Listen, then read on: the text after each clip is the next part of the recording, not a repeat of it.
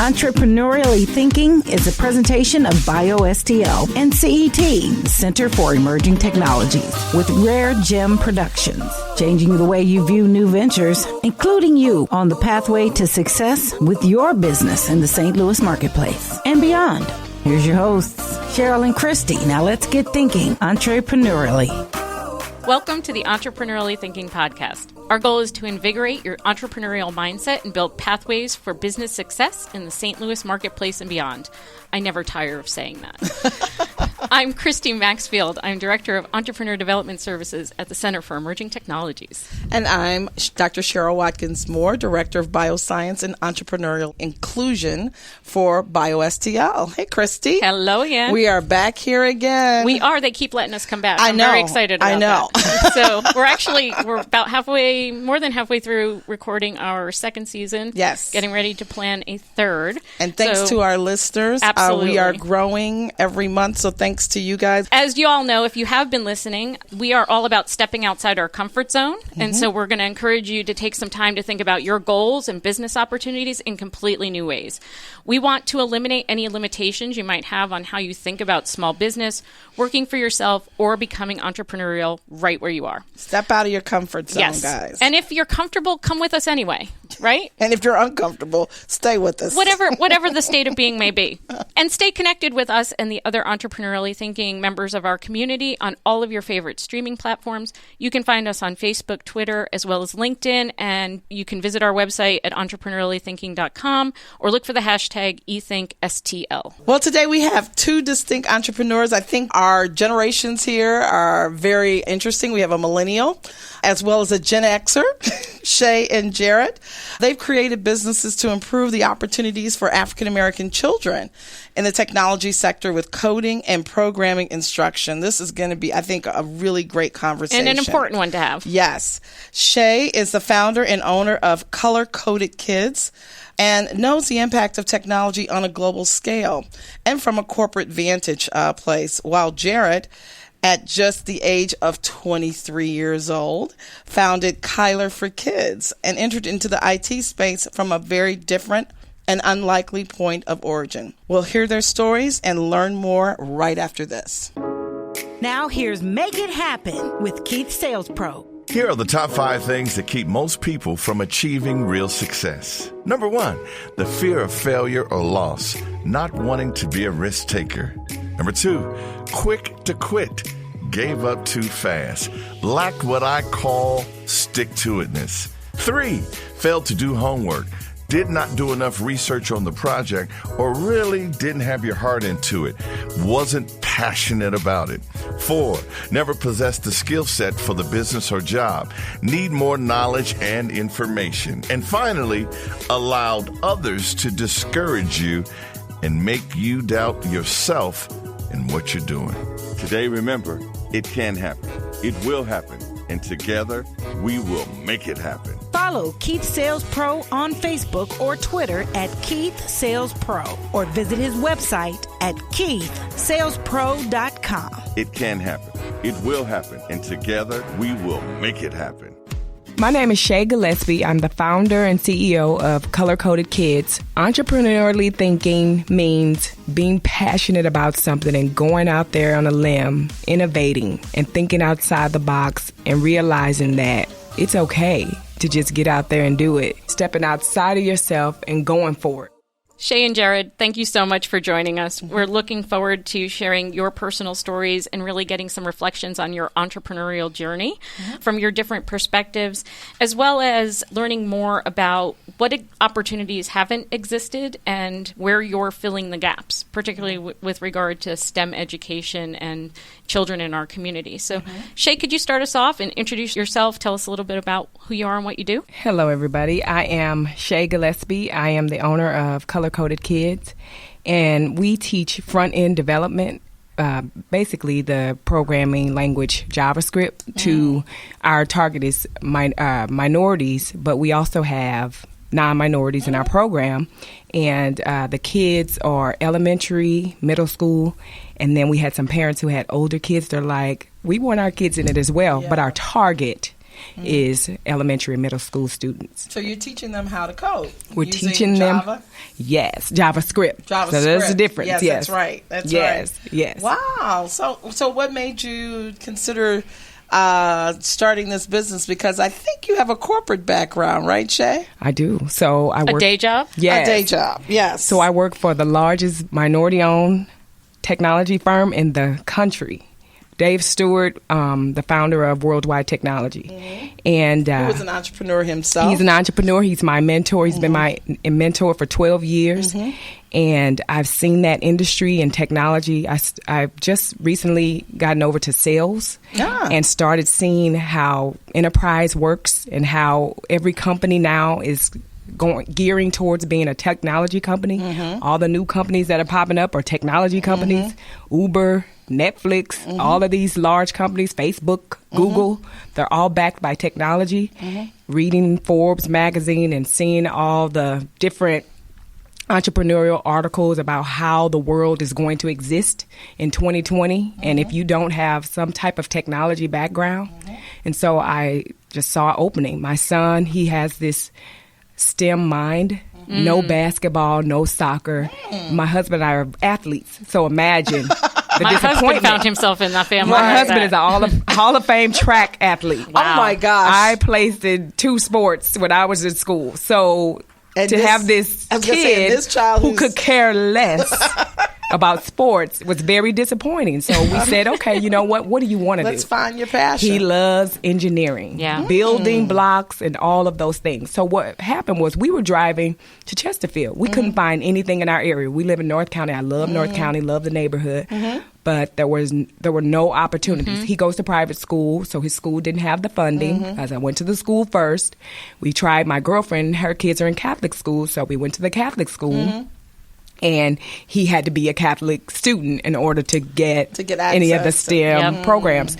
So I found this program. It was in Chesterfield. So I was in the car 2 hours driving him back and forth once a week for an hour. What we don't do for our children. Yep. And I would go to the grocery store, go to the gym while he was in the class. Exactly. And you do it. And then one day I said, there's got to be a better way, you know? And so I said, you know what, as many people as I know. So I called a developer that I knew at work. And I said, you know what, if I got some parents together, would you be willing to teach a class about coding? And he's like, yeah, you know, we'll see. Yeah. That's what great. What days, you know, evenings, whatever. So we did that. I did that piece. And then Facebook, you know, that's media 101 there. That's free advertising. So I sent a note to all my friends and I said, if I was able to get a developer, would your kids be interested in learning coding? I got an overwhelming response from my friends. And so I called that engineer back and he gave me some advice about starting my own website and things like that. And I kid you not, a week later, my website was up and running with commerce. And I registered 16 kids. Fantastic. See, and that goes back to what we always talk about, understanding the need in the community. And starting with your own pain point. Right. This was a pain point you were trying to solve. You figured other people must be trying to solve the same pain point. You know, it's right there with you. So, Jared, your experience is a little bit different. You actually came to coding as a young man, and you're now building opportunities for other young people. Can you tell us a little bit about that and what you're doing? Yeah, so I guess my name is Jared Arms, founder and CEO of Kylar.io, and we are the #1 Android development company in the world, period. So it's like we real fresh. We all know Android came out in 2005. Google got them in 2007, so it's like real fresh still. I'm an Android girl, thank you. There you go. I'll take you out. So that's good. And it's a lot more money on the Android platform, too, so it's good. Even better. Yeah. So one thing that we do at the parent company is make Android apps for companies, startups, or enterprises. Okay. Kylar for Kids, we launched that in 2014 for our first year anniversary as like a gift. And Kylar for Kids, which teach students 9 through 14 how to develop Android applications. What's the age grade? 9 through 14? Yes. Okay. Yeah. But we actually expanded. Yeah, it expanded to K through college. And now we're working with seniors 65 and up. Wow. Yes, ma'am. And we expanded the services from over just Android development to like over 50 different skills. So we have them all on our website, and they can pick exactly which skill that they want. Because Android development, like after a while, it's going to be, okay, who can't make an Android app? It's the next platform and the next language. Staying ahead of the game. Yeah, teaching them how to make a program language, framework languages versus trying to just be a duplicator of one. So them type of problems are like my new challenges. And then launched my company in 2013. 2014, we launched Kylar for Kids, but 2007 is when I lost my best friend, Stacy Smith, to gun violence. And at his funeral, it was just a lot of people saying how they ran out of color obituaries, but I had one, but they didn't, and they wasn't getting mine. Right. Then 2009, my other friend Twine got murdered from gun violence, and at his funeral, they was just complaining about how KSDK had put like a negative story about him, and I was like, man, if I could do something so where they could post their own comments. Then 2010, my cousin got murdered, and that was like, I said, okay, let me just try something. So 2007. I kind of scanned his obituary. 2009 with Twine, I put the comment box under there. And then 2009 with Twine, I put the comment box. In 2010 with my cousin. It was like three of them that really hit me. Yeah. And that was way before I launched Kylar in 2013. And I was only doing memorials at the time. Then when I expanded to different areas, like, well, we ain't got no 10, 15 friends that got murdered, but we got these businesses. Can you do an app for this? I was like, of course.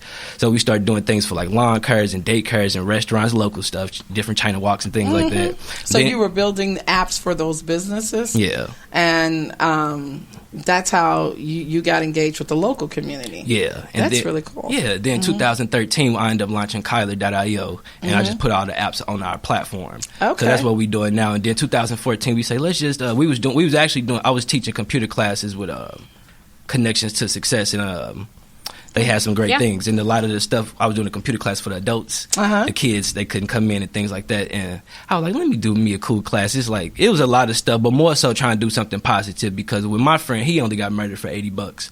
And it was crazy. So it's like, we teaching kids how to make a lot of money, legal, fast, and you have to work with each other to get it. And critical thinking skills, because you're teaching them, the skills that can take them, not only they can create their own companies, but they can go in companies like worldwide and be, developers or have a technology job in a large, global corporate. Opportunity. Yeah. She where we trying to get to. Okay. So we'll let that connection play out. I'm here, admiring you, So. And that's what it's all about. A connection, exactly, because maybe you guys could afterwards have an opportunity to connect and look at opportunities, since you're both teaching kids, some type of technology or technology base or apps or coding.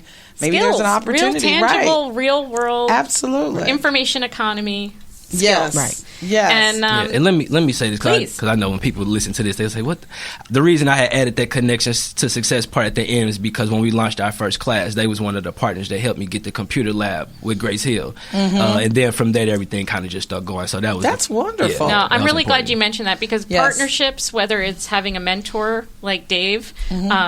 In Shay's case, or having partners who can help you actually take that pilot, that idea, and put it into action, that's so important and very valuable. And I think St. Louis, that's one of the things about St. Louis, is that we have so many resources here available for entrepreneurs to help them get started, to help them realize their vision, help them realize, what their dream is.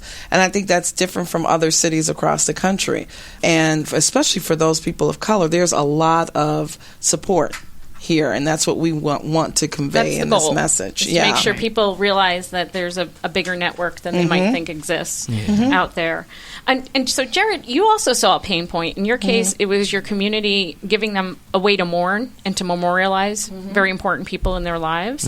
And so did you teach yourself how to code in order to be able to do that? Yeah, so it started with, so the next part. Tell us the story. That's like the before part. Okay. Then with my love, is when I watched The Social Network. Yeah. And it was like really an example on what to do after high school with your time, with your technology services. So I got to see him do it. He was in the dorm, they had a little frat party. They was doing the drugs or kissing girls and all that. And it was just like, okay, we're not at Harvard, but a lot of my friends and family doing similar things. I'm not at Harvard on my computer. I'm just in this. We was kind of in the struggle at that part. So just in the car right now, just typing this stuff up all day. And I'm looking at that. I said, oh, I know I could do this. So that's the thing that just let me go. Did you take classes? Well, that's the next part. So he called Network Solutions. they registered the domain with Network Solutions on the website. I ran downstairs. I called Network Solutions. I say, hey, I just watched the Social Network 3 times in a row. I don't know nothing about nothing, but I need to make me a website. They overcharged me for some stuff I ain't need, obviously, but so don't tell them that. But you just it's secret, yeah. secret safe with us. Yeah. So they gave me the website builder, which had 1,000 pages, and once I maximized all of those with memorials, I had to buy another one for like 500 or code everything hard scratch. Yeah. So I started to learn how to code based off that. But this is where the game came in at. Okay. So I'm at UMSA one day, and I'm hitting view source code to make it seem like I'm coding, even though I was just learning it. And this teacher walked past one day. She said, what language are you coding? I was like, just doing some English. She was like, you trying to run game. You don't know what you're talking about. This is called HTML. You should take a class for this. So when I took the class, the second to last day, my teacher, Miss Jane O'Donnell, she went to the last conference Steve Jobs got before it passed. She came back. She was like, Jared, everything I taught you for this whole semester, just forget about it. I was like, what? I just got told from the girl at UMSA to come here. Now I'm doing this. Right. She said, what else can you do? So I'm showing her stuff. She said, oh, you make apps. I said, no, these ain't apps. These called weblets. She said, what's that? I said, I don't know. She said, these called apps. She said, you know how to make apps? You don't even know how to make. You don't even know what you're doing. She said, you don't need to be in web development. You need to do mobile development. And so I was making apps way ahead, but trying to learn HTML. Right. And she caught me doing it in her class, and she connected me with the dude. They had a class, it had dropped, they ain't pick it up, and after that, Google ended up reaching out, and they own Android, so it's like I'm good after that. So this is interesting. So you were doing something you didn't even know what you were doing. Man, my plan always fails. It's all God. But it is, and but I think it always fails. The thing is that. Always. And he's okay with that because it goes where it needs to go. I think this is where most people go out and try something, do it. You never know what's going to come of that. Just you have to have the passion like you did and say, well, hell, I'm going to just go ahead and figure it out as I move along. And then you have people that moved you in the right direction that you needed to be. That's an awesome story. So we're going to come back and talk to Jared more about his work with kids, because obviously kids you work with today don't necessarily have to do all the things that you've learned from, and you're kind of giving them a way to do that. But so is Shay. So one of the things I was struck with Jared's story is, he didn't even have the language to describe what he was doing, and yet he was doing it anyway.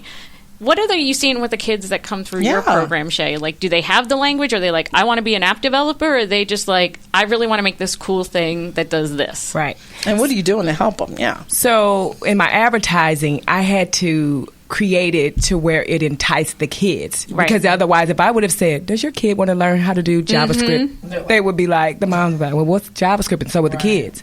So I just said, would your kids like to create the video games instead of playing them? So now I'm targeting the mom or the parents and the kid, because the mom doesn't want the kid to be playing the video games all day.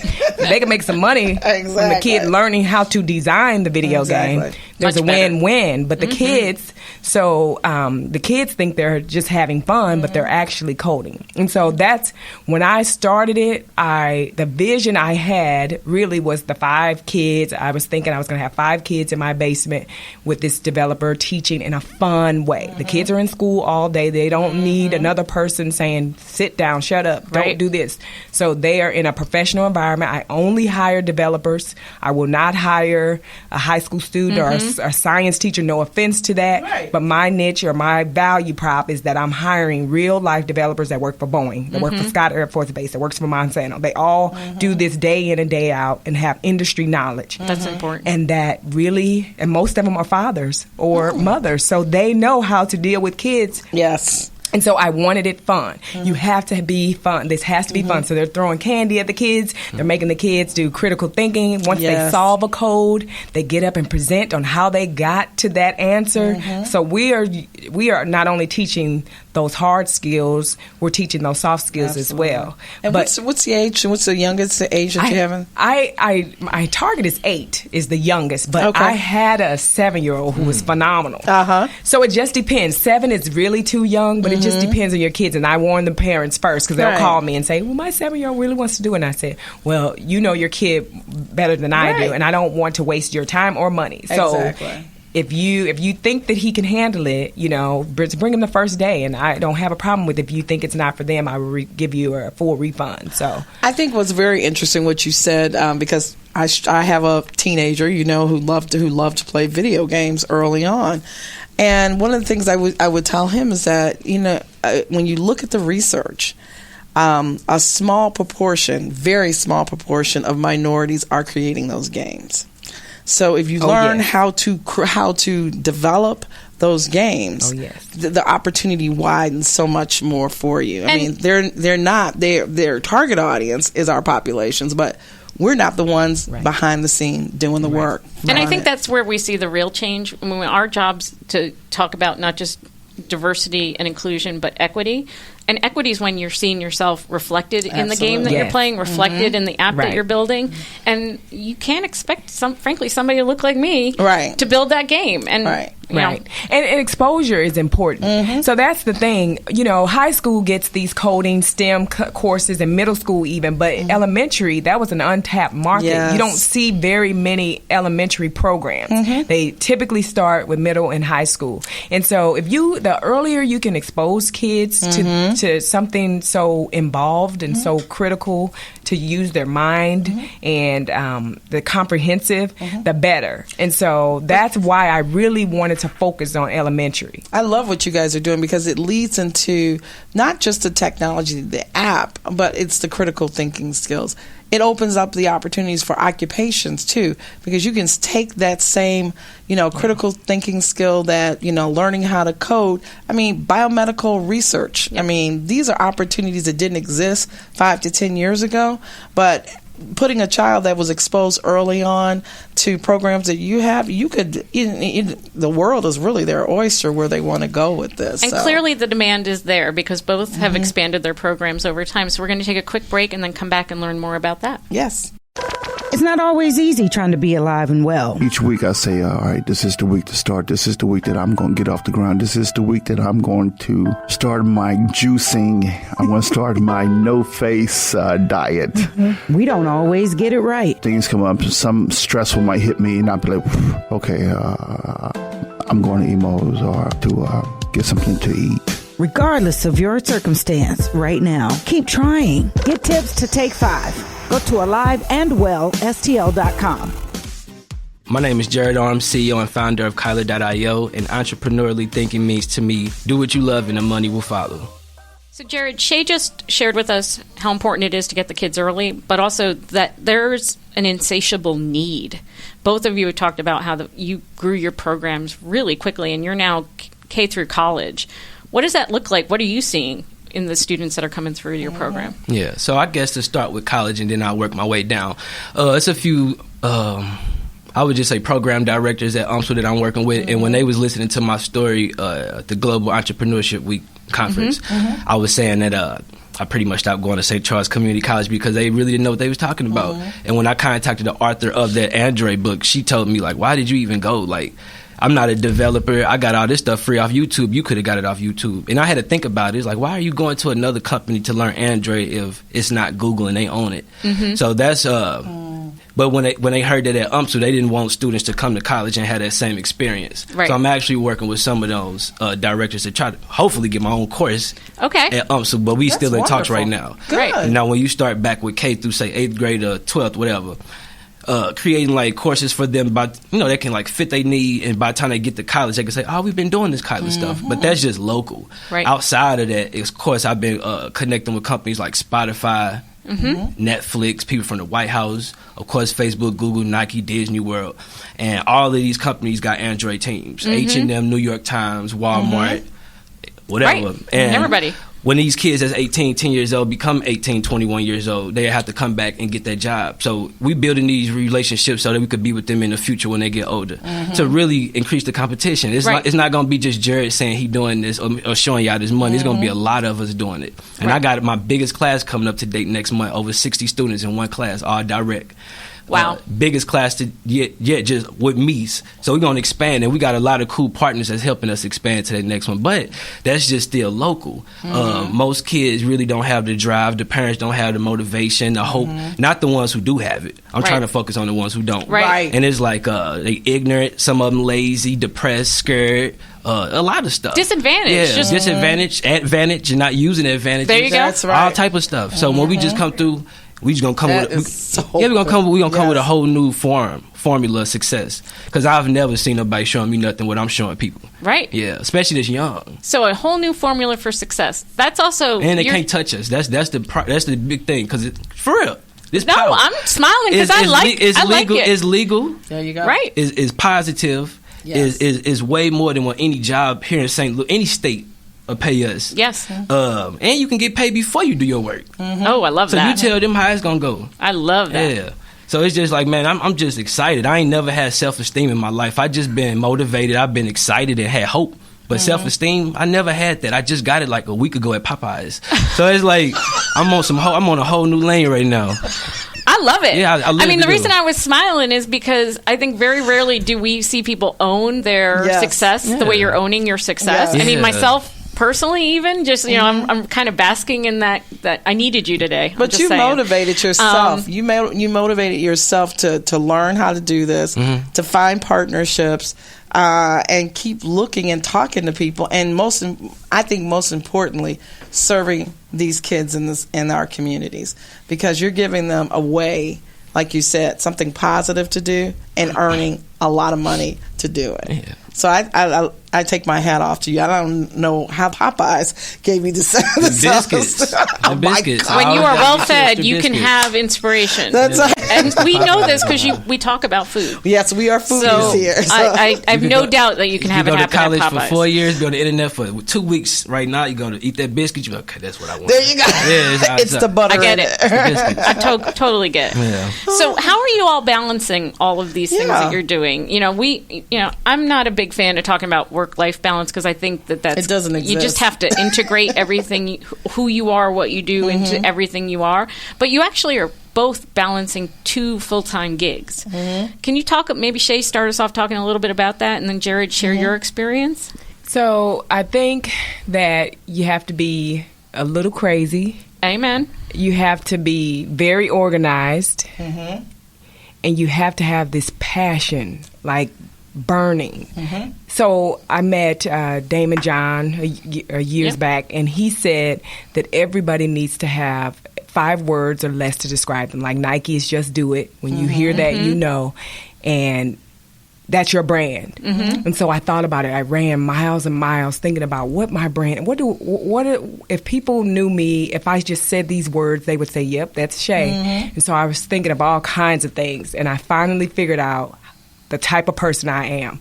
I am all or nothing. And so I hashtag almost everything that I write love that. on any social media with all or nothing, because I'm a person that if I think about something and I want to do, I do it, and I go full out, or I just don't even do it. Go I'm big not or go home. lukewarm. Yep, I'm not a lukewarm person. So, and that's with everything. That's with relationships. That's with everything. I was going to say, for our listeners out here who are sitting on the fence thinking about, should I do this? I'm not sure. Listen to Shay's branding. All or nothing. All or nothing. Yeah. So that's a great, at least positive affirmation for yourself. And definitely, and invest in yourself. You can do it. If you feel if you have a problem, someone else probably has that same issue. Yep. That's what I'm learning. Like, you are not alone. If you talk about something, how there are some subjects that you don't talk about. Then once you talk to other women, they're like, that happened to me too. Exactly. Yes, absolutely.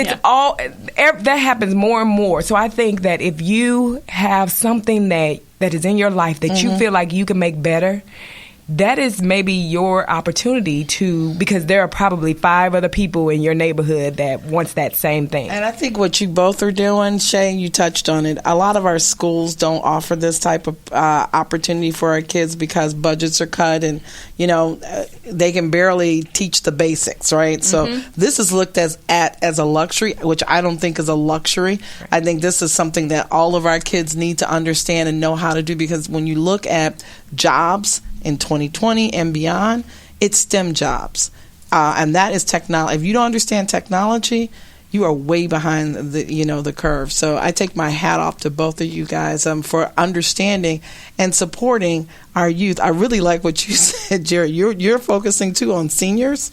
Oh, yeah. 65 and older. They own it, yeah. And it's so funny because I have parents who are, my dad is computer literate, and he gets pissed off with a company, he's firing off an email to the CEO about something, right? Yeah. My mother, on the other hand, she only knows solitaire. She didn't know anything else about what the computer does. So I think this is another opportunity for folks on the other side of our workforce who might want to be looking at entrepreneurial opportunities late in life. So how are you finding that population of folks that you're engaging They're in? good, and they spending money. So it's good because at first, was kind of coming out, introducing myself, but now they call me, say, I got this problem with Charter, they not working, or my Outlook, and do it, send a PayPal thing, and it's a lot of them. Right. But one cool thing is, like with the class, so you're teaching them how to code? No, this more so skills that they want to learn. Like what? So usability kind of things? We got our stuff down all to right, basic computer skills all the way to... So I need to sign my mother up. Yeah, yes. With the adults, we show them pretty much a skill list that we can provide. And they say, I want this. But not really with the coding like that. It's a good network for me. So to that point, you could just be focusing full on your app development for Kylar. Well, that's the parent company, yeah. Right. And we launched that basically doing like a free class once a month. So that's what we do as the program. But the main thing is the building the apps for the companies, and that we got a lot of. That's stuff. how you're making your money. Oh yeah. Yeah. Yeah. We making we good, and we awesome. It's just like that's like the main thing to talk about though. Right. Yeah. So it's like trying to have these students not they like my developers like I hire, they just can code all day, but they ain't really got the sales skills like that. Right. Social phobia and all this type of stuff. So you like brainiacs. Right. Make Instagrams, but as soon as they say your app ugly, they ready to just cry. Aww. So it's like, all right, you got to have more than just the skill set to code. You got to know how to speak, listen, all of that. So I take them in with me when I'm doing my sales. That's awesome. So they can see how to actually, we coded it. Now this is how you sell it. This is how you write your own contract and all of that. Go to the bank, great. Make sure you have security with you. We're starting to have cops with us now on certain things because we just, it's all type of stuff out there. So just being more secure when we doing our meetups and things like that. So we just teach them, at different steps. But it's way more than just coding now. Right. Yeah. I mean, you're really full spectrum. But you really have looked at not only how to make money, but how to give back. And you're doing them simultaneously. And you waited 12 months from your launch of your company to do the give back piece. That's amazing. Their company is twice, if not many years older than yours that haven't even gotten to the give back piece yet. And we always do private donations via PayPal to cool nonprofits that got a real great cause. That's awesome. Yeah. So for you, could you even see yourself not doing both? I mean, it seems to me that even if you... Yeah, I ain't got the code really like in the last 2 years. Here and there when I'm doing it with the kids, but it's so many... I thought once I start to get a lot of business, I could just hire engineers, but it's like that's even more responsibility when you got to train 15 people. Then I got lawyers now, and people say, "Oh, see you in court." There's all this crazy stuff. No, they can get some money off of it. So you're staying involved in everything. Yeah. I was gonna say you're 23 years old. 26. I started at 23. Oh, you started at 23. Okay. He's an old man now. You are old man. 26 years old. So 10 years ago, let's say 13 years ago, could you have seen yourself where you are now? 26. So I'd be 16. That's when I met him. For the first time, it was a whole different... Jared has a friend here in the studio. He the reason why I'm here now. With my friends getting murdered and things like that. It's like I didn't really take the step to go off and start shooting people, but I did kind of just get off track for a minute. And, but he was there. So it's like... So you had a mentor. Oh, yeah. You had a mentor real that helped positive that helped in a dark time. To take the energy that you have, the negative energy, and put it into something very positive. Yeah, so before everybody could see Jared, he was already seeing it, but before I was there. That's amazing. That is amazing. So you didn't have the vision. Somebody else had the vision. He separated me from all my friends I was with and everything. Completely cut them all off. Well, seeing your own potential is sometimes really hard, so having others who can see... That was 10 years ago when you asked that. Yeah, 10 years ago. Exactly. So I didn't have no vision, but he was on it. See, that's the thing. It takes a village. It always takes a village, and now you are a mentor to other people. You're Shay, seeing the shine you both in others. are mentors to other teams. Yeah, I'm loving what she's saying. I was like, dang, because I'm like, ooh, for real. This is you're kindred spirits. Exactly. Yeah, you're both she's dropping trying some to good jewels, and I know the company you're talking about, so I know that's big. Yeah, So I'm just absolutely. like, dang, this can inspire me to introduce more kids to her program. Fantastic. Yeah. So See, this is the kind of the what we're talking about, the partnerships, what can come of different things. Shay, you're a mentor, probably along with these kids' parents, but you're showing them an opportunity, just like Jared is showing people opportunities that they probably never thought of, which I think is a valuable opportunity. So Shay, where can people find you? Because I want to find you. So how can people find you? The website is www.colorcodedkids.com. It's spelled correctly, no fancy names. And I only have 6 hours of sleep, so if you call me at 4 o'clock in the morning, I'm liable to answer the phone. I hope you're on your treadmill having your Shay time. And they do. They call me because they know I'm up.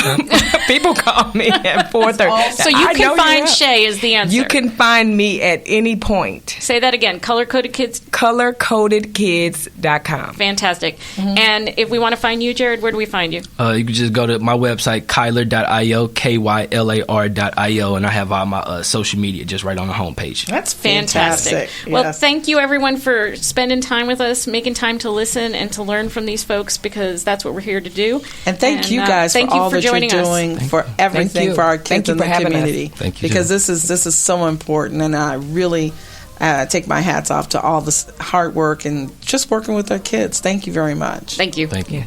Thank you. Changing the way you view new ventures, igniting your thinking about entrepreneurship. It's entrepreneurially thinking. Get connected and discover more. Visit our website for show notes, resources, information about our guests, upcoming events, and of course, all your favorite episodes. If you have any questions, be sure to leave them for us in the comment sections, and be sure to leave us a 5-star rating on iTunes. The best way to show love is to share. Let everybody know that you're thinking entrepreneurially. So visit our website, entrepreneuriallythinking.com. #ETHINKSTL. Entrepreneurially Thinking is another positive production of Rare Gem Productions. Thanks for listening.